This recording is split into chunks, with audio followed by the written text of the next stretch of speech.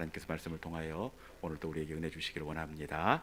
지난주에 우리는 이 고린도 교회에 대해서 함께 나눠줬는데, 고린도 교회가 괜찮은 교회인 줄 알았더니 우리가 알고 봤더니 세상에 문제가 있어도 이렇게 문제가 많을 수가 있습니까? 다른 교회에서 한 가지 있을까 말까 하는 그 문제들을 고린도 교회는 셀 수도 없이 많이 가지고 있더라고요. 먼저 고린도 교회에 어떤 문제가 있었습니까?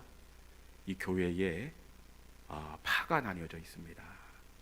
교회가 두 개로 쪼개져도 굉장히 힘든 법인데, 고린도 교회는 네 개 파로 이렇게 나누어져서 이 네 개 파가 서로 만나면 인사도 하지 않습니다. 그리고 이 고린도 교회는 이 감정적으로 너무 이렇게 예민해 있어서 별것도 아닌데 교인들끼리 서로 대화로 문제를 풀지 않고 문제만 있으면 파출소로 달려가는 겁니다. 그래서 그 동네에서 고린도 교회 하면 문제 많은 교회로 이렇게 소문이 나 있었습니다. 그리고 고린도 교회는 우상에게 바쳐진 음식을 먹어야 하나 말아야 하나 이것 가지고 다투는 그런 어려움이 있었습니다. 그리고 심지어 이 성도의 가정인데 아버지가 새로 장가를 간 것 같아요. 그런데 아버지도 아내를 취하고 아들도 아내를 취하고 이것을 온 교회가 압니다. 그런데도 한마디도 하지 않는 그런 교회가 고린도 교회였습니다. 이런 문제를 영적인 지도자인 바울이 듣게 됩니다. 여러분들이 만약에 바울이면 어떻게 하겠습니까?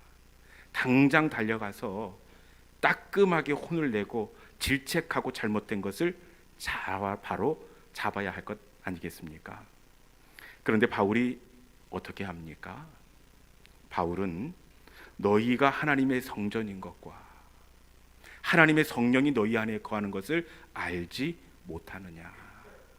바울은 고린도 성도들이 하나님의 성전 움직이는 교회라는 것을 알게 합니다.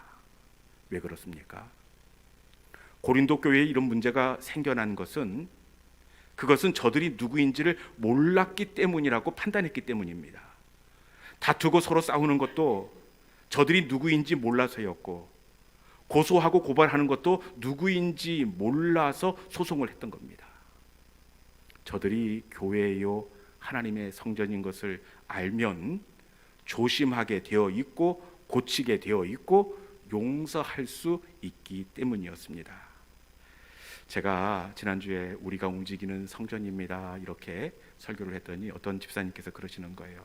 목사님, 저 이제는 움직이는 교회라고 말씀하셔서 이제는 다시는 그런 농담 안 할 거예요 이렇게 말씀을 하시는 것을 들은 적이 있습니다. 여러분, 우리가 교회라는 것을 알면 우리도 변화되고 조심하게 될 줄로 믿습니다. 여러분, 우리가 누구라고요? 움직이는 교회입니다. 교회로 곳곳에 흩어져서 하나님을 예배하는 그 선한 영향력을 흘려보내는 움직이는 교회, 믿음의 성도들이 될 수 있기를 주님의 이름으로 축원합니다. 오늘 본문은 이 에베소서의 말씀입니다. 에베소서는 우리가 잘 알고 있듯이 바울이 로마 감옥에서 보낸 옥중 서신입니다. 감옥에서 편지를 쓴다는 것 참 어려운 일입니다. 우리는 감옥이 아니라 일상생활 가운데서 편지 쓰는 것 정말 버겁지 않습니까? 어렵고 힘든 수감 생활 속에서 바울이 특별히 고린도 에베소 교회를 챙기고 있는 것을 볼 때 이 에베소는 바울이 아주 특별한 마음으로 아끼고 사랑하는 교회라는 것을 우리가 읽어낼 수가 있습니다. 여러분, 이 많고 많은 교회들이 있을 터인데 왜 하필 감옥에서 에베소 교회에 편지를 보냈을까요? 그것은 이 에베소가 바울에게는 특별한 곳이기 때문에 그래요. 왜 특별할까요? 먼저 이 에베소 교회는 바울이 가장 오랫동안 머물면서 사역을 했던 곳입니다. 바울의 그 목회 방법은 머물러서 목양을 하는 것이 아니라 전도입니다. 교회를 개척하고 옮겨가고 교회를 개척하고 옮겨가고. 그래서 바울은 교회에 오래 머물지 않습니다. 그런데 여기 에베소 교회에서는 몇 년간 머물렀을까요? 3년 동안 머물게 됩니다. 그러니 에베소 교회를 사랑하고 특별한 마음이 든 것은 당연한 것이 아닐까요? 그리고 이 에베소 교회가 바울에게 남다를 수밖에 없는 이유가 있는데, 그것은 긴 사역 기간만 그런 것이 아니라 이곳에서 참 귀한 그 사역의 열매가 맺혀졌기 때문입니다. 바울이 에베소에서 어떤 사역을 합니까? 두란노 사역을 합니다. 이 두란노 사역이라고 해서 신학교를 설립해 목회자를 양성했던 곳이 에베소였습니다. 그리고 이곳 에베소에서 영적인 체험과 기적이 나타났는데, 그거 들어보셨습니까? 바울의 손수건이나 앞치마만 얹어도 귀신이 떠나고 병이 나았다. 이곳이 바로 에베소였습니다. 여러분, 에베소는 바울에게 이렇게 아주 특별하고 사랑이 가는 교회였습니다. 이런 교회에 바울이 감옥에서 보내는 편지, 그래서 에베소는 다른 서신에서 볼 수 없는 바울의 애틋한 사랑과 특별한 마음이 절절하게 담아져 있습니다. 그 중에서도 오늘 본문은 바울이 더더욱 특별한 마음을 담아놓고 있는데, 오늘 본문에서는 더 특별합니다. 왜 특별한 마음을 담아놓고 있다 이렇게 제가 말씀을 드리느냐, 그 이유가 본문 6장 10절에 나와 있습니다. 에베소서가 다 특별한데 오늘 우리가 나누게 될 이 말씀은 더 특별합니다. 특별한 의미가 어디에 있느냐, 6장 10절 말씀 한번 읽어봅시다. 자, 시작. 끝으로 너희가 주 안에서와 그 힘의 능력으로 강건하여 지고. 아멘. 오늘의 본문이 더 특별한 이유가 무엇입니까? 끝으로 때문에 그렇습니다. 끝으로, 편지를 마감하기 직전에 끝으로, 마지막으로 정말 하고 싶은 이야기가 오늘 본문에 담겨져 있기 때문에 그렇습니다. 끝으로 꼭 들어야 할 아주 중요한 이야기가 오늘 본문의 내용입니다. 여러분, 마지막으로 바울이 사랑하는 교회에게 꼭 들려주고 싶었던 끝으로의 이야기 무엇이겠습니까? 정말 아끼고 사랑하는 그 에베소 교회를 향하여 마지막으로 정말 당부하고 싶었던 그 이야기, 그게 무엇이겠습니까? 그것은 바로 에베소 성도들이 이기는 삶, 승리하는 삶을 살기를 원하고 바울은 소망했습니다. 그래서 서신의 마지막 부분은 믿음의 성도들이 이기는 삶, 승리하는 삶의 비결을 마지막으로 담아놓고 있습니다. 그러면 바울이 이야기하는 성도들의 이기는 삶의 비결이 무엇일까요? 이 마지막 부분의 끝으로 이하에 담겨져 있는데, 바울이 이야기하는 성도의 이기는 삶의 비결, 본문 12절 말씀 같이 한번 읽어보도록 하겠습니다. 이렇게 해야 이길 수가 있습니다. 12절 말씀입니다. 자, 시작. 우리의 씨름은 혈과 육을 상대하는 것이 아니요 통치자들과 권세들과 이 어둠의 세상 주관자들과 하늘에 있는 악의 영들을 상대함이라. 아멘. 바울이 이야기하는 이기는 삶의 비결이 무엇입니까? 우리의 씨름은, 우리가 이기는 삶을 살기 위해서는 우리의 씨름은 싸울 대상을 바로 알아야 한다, 이렇게 이야기하고 있습니다. 여러분, 지피지기면 백전백승이라는 이 사자성어가 있듯이, 속담이 있듯이, 적을 알고 나를 알면 100번 싸워 100번 이길 수가 있습니다.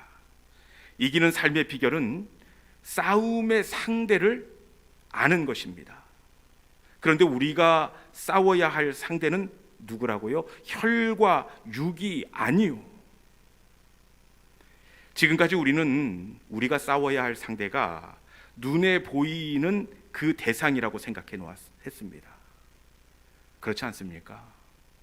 지금까지 우리가 맞서 싸우고 우리가 대처해야 할 그 삶의 자리가 바로 눈에 보이는 대상이라고 생각을 했습니다.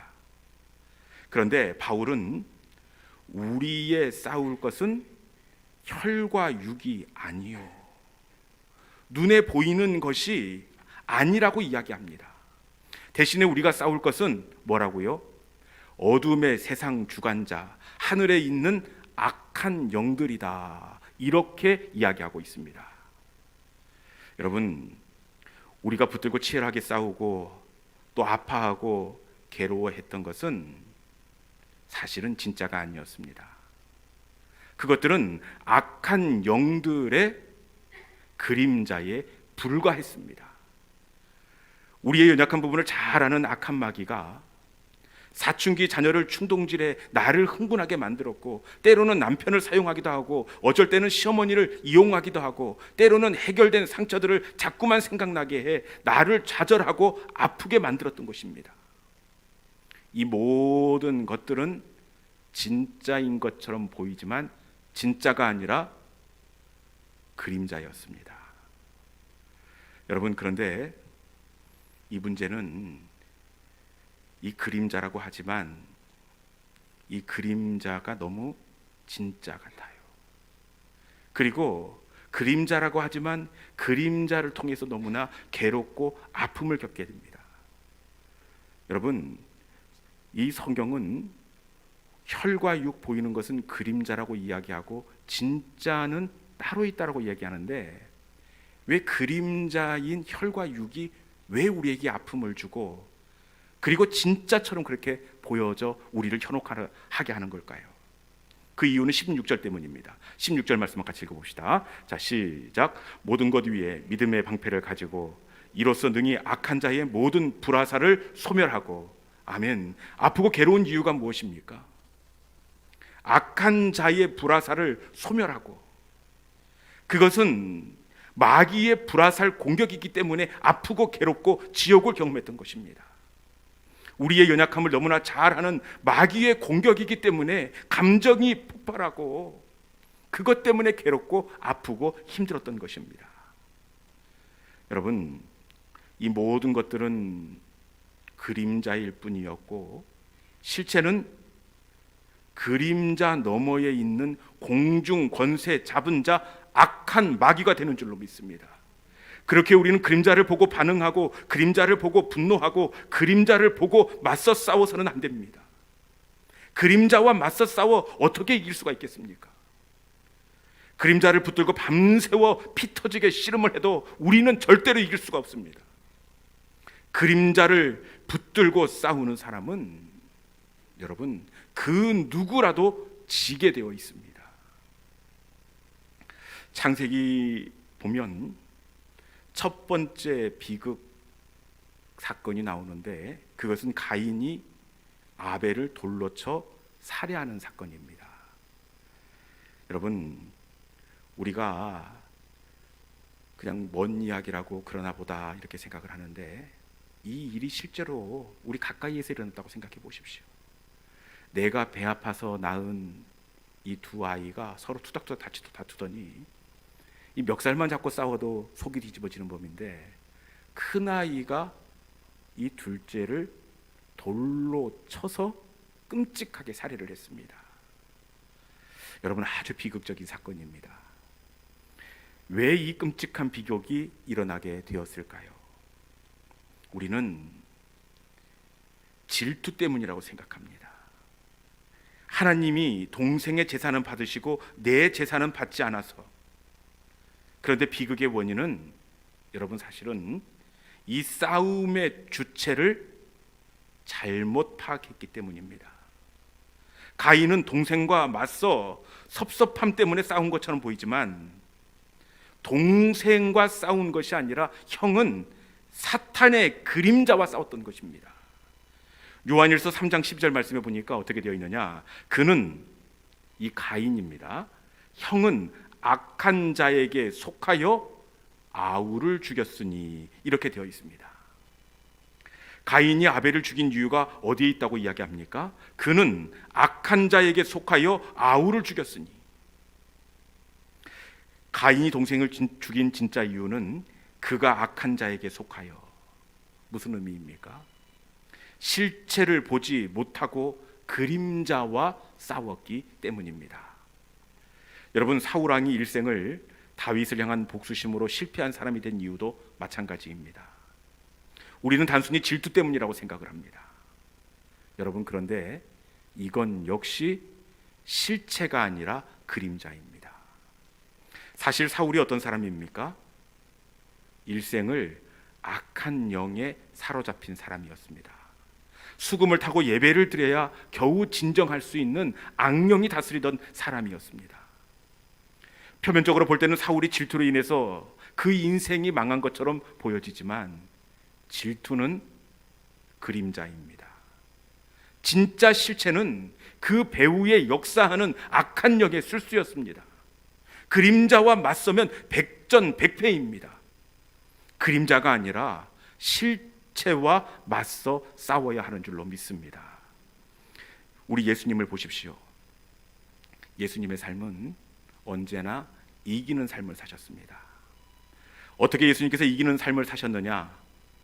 그것은 우리 예수님은 언제나 그림자가 아니라 그림자와 연결된 실체를 파악하시고 실체와 싸우셨기 때문입니다. 변화산 아래에 벙어리 들고 이 정신이 온전하지 못한 이 아들을 데리고 온 아버지가 있었습니다.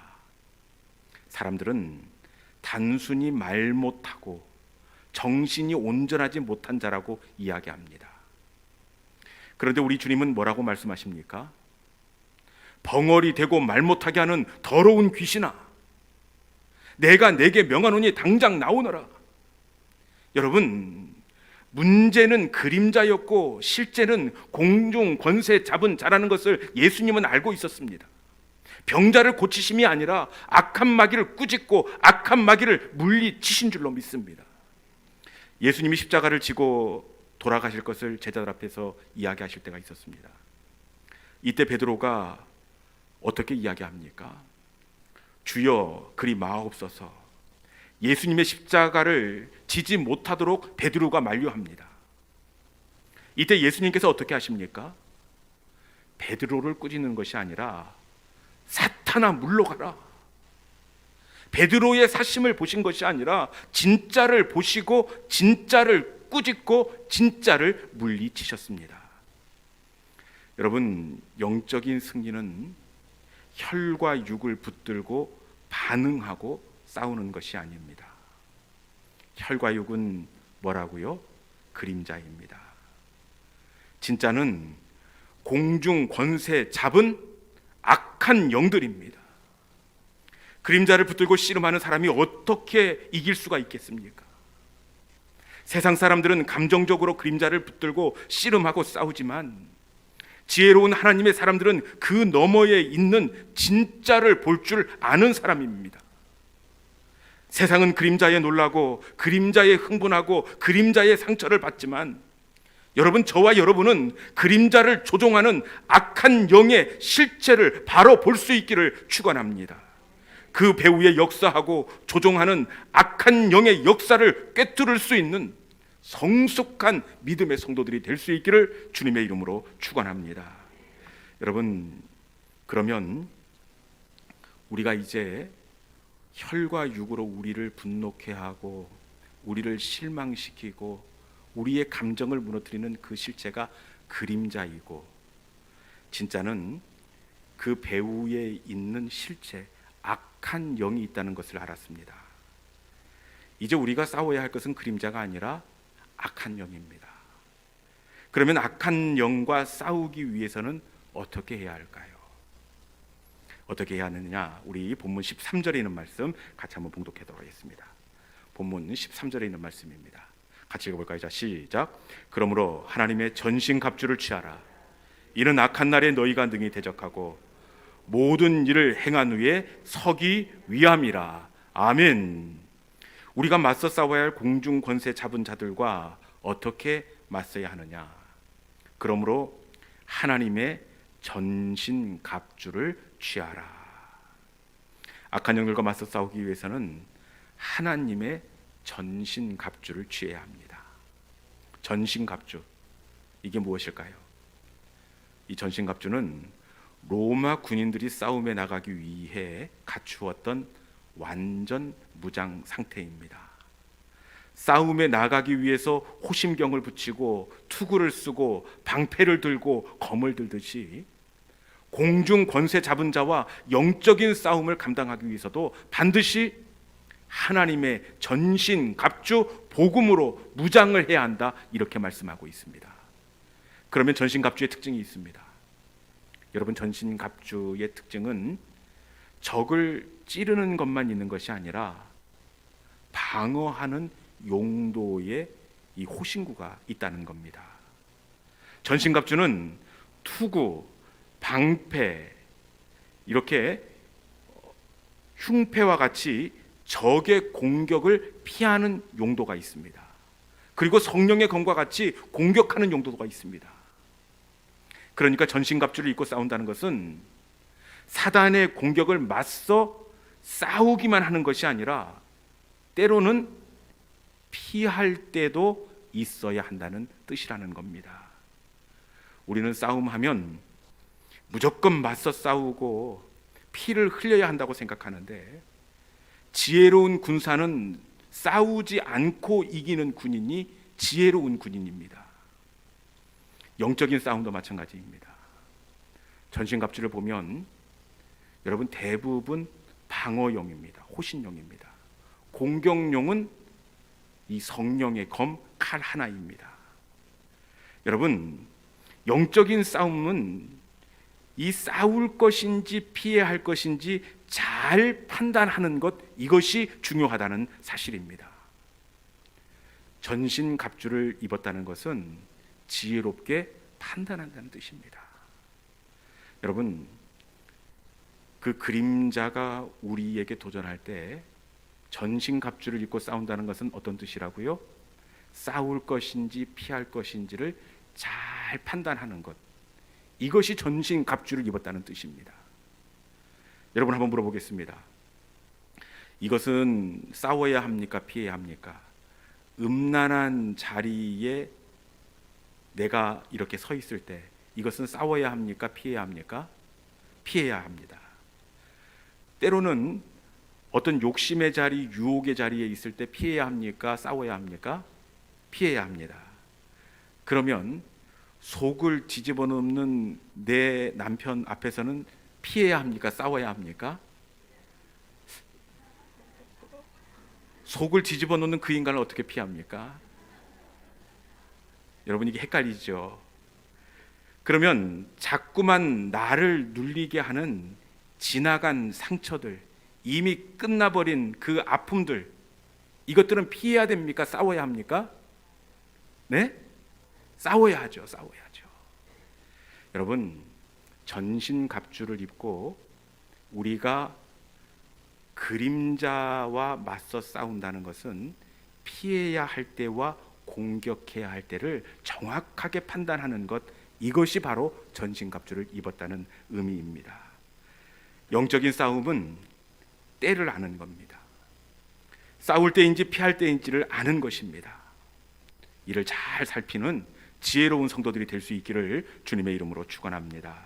그러면 내 속을 뒤집어 놓는 그 인간, 그 상황에서는 피해야 할지 맞서 싸워야 될지 이게 판단이 안 섭니다. 어떻게 판단할 수 있느냐? 우리 18절에 있는 말씀 같이 한번 읽어보도록 하겠습니다. 어떻게 지혜로운 판단을 할 수 있는지 18절 말씀에 나와 있습니다. 같이 읽어봅니다. 자, 시작. 모든 기도와 간구를 하되 항상 성령 안에서 기도하고 이를 위하여 깨어 구하기를 항상 힘쓰며 여러 성도를 위하여 구하라. 아멘. 어떻게 공중권세 잡은 자와 씨름할 수 있습니까? 그것은 모든 기도와 간구를 하되 항상 성령 안에서 기도하고. 여러분, 영적인 싸움을 우리가 지혜롭게 할 수 있는 비결은 기도를 통해서 성령의 은혜를 덧입어야 합니다. 영적인 도전 앞에서 우리는 성령의 은혜를 간구해야 합니다. 성령께서 주시는 은혜만이 우리를 인내하게 만들고, 성령께서 주시는 은혜만이 우리가 인간적인 감정으로 대응하지 않게 하기 때문입니다. 여러분, 우리의 영적인 도전 앞에서 성령의 은혜를 덧입기 위해 항상 성령 안에서 간구하고 기도하는 지혜로운 그 전신갑주를 입는 우리 모든 믿음의 성도들이 될 수 있기를 주님의 이름으로 축원합니다. 이 시간 주신 말씀 붙잡고 우리가 함께 찬송의 자리로 나아가기를 원합니다. 주님, 우리는 연약합니다. 그게 영적인 도전이요, 우리가 싸울 대상이 아니라 그림자인 줄 알면서도 오늘도 감정적으로 그것과 맞서서 넘어지고 또 실패하고 말았습니다. 주님, 우리는 연약합니다. 주님, 우리에게 그것을 판단할 수 있는 성령의 지혜로움을 허락하여 주셔서 우리가 성령의 전신 갑주를 입고 영적인 싸움을 지혜롭게 잘하는 주님의 군사, 복음의 군사가 되게 하여 주옵소서. 이 시간에 우리의 연약함을 고백하면서 성령님, 우리에게 옳은 판단과 지혜로움을 더하여 주시옵소서. 이 시간에 주는 완전합니다. 우리 함께 찬양하도록 하겠습니다.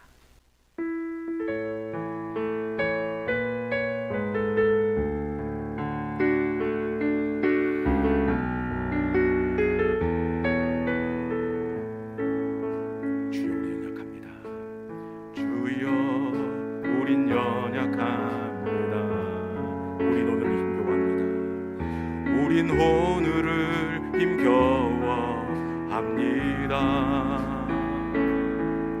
주 뜻 이루며 살기에 부족합니다. 우린 연약합니다. 주여, 우린 넘어집니다.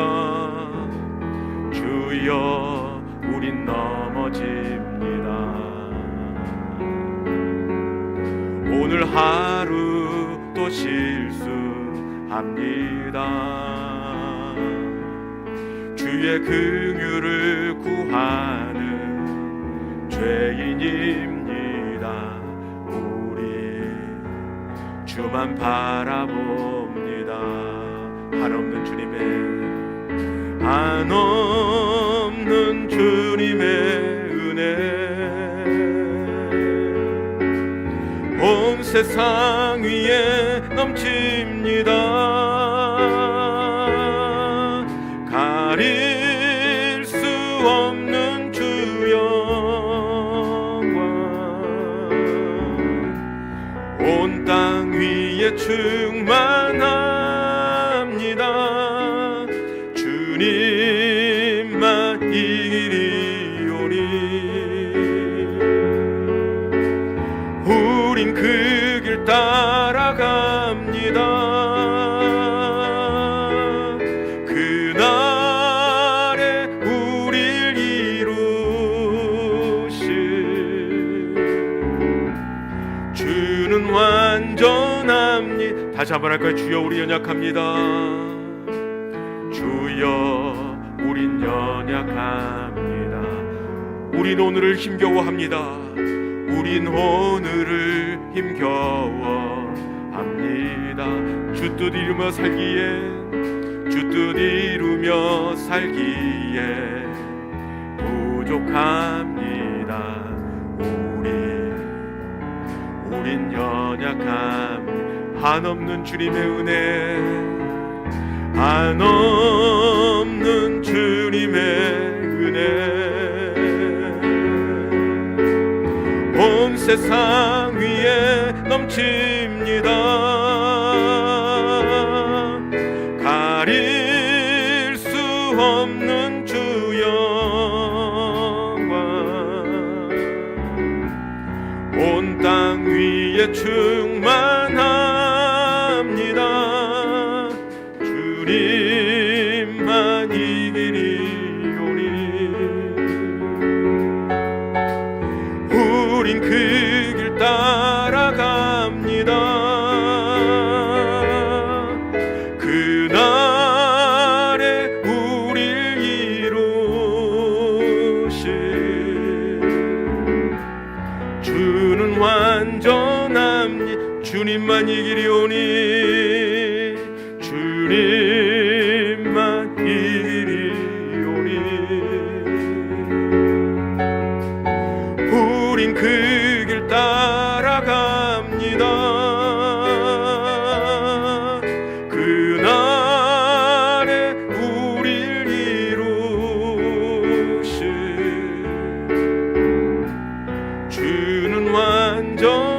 따라갑니다.